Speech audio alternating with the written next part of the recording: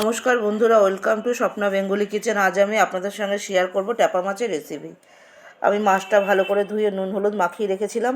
এর মধ্যে পেঁয়াজ কুচি আর ধনেপাতা কুচি দিয়ে দিয়েছি। তারপর লবণ, হলুদ, জিরের গুঁড়ো, লঙ্কার গুঁড়ো আমি সব এতে দিয়ে দিয়েছি।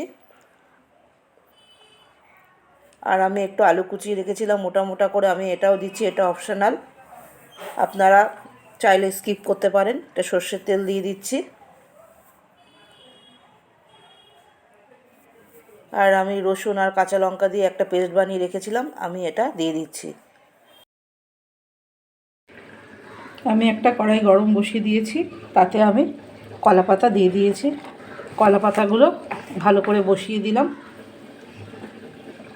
এবার আমি এই মাছটা যে মেখে রেখেছি এটা আমি এতে দিয়ে দিচ্ছি।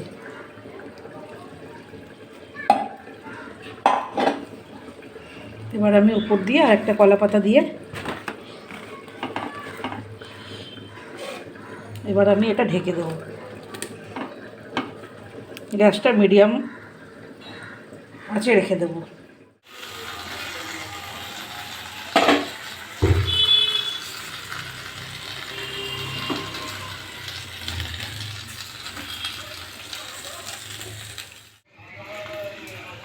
পাঁচ সাত মিনিট হয়ে গেছে, আমি মাছটা খুলে দেখে নিচ্ছি।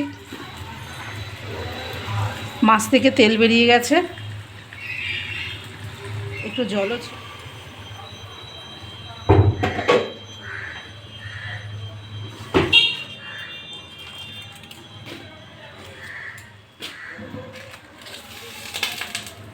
দেখুন বন্ধুরা, মাছটা কি সুন্দর হয়ে গেছে। এগুলো সব তেল, এখানে কোনো জল নেই। আমি মাছটা আর উল্টাইনি।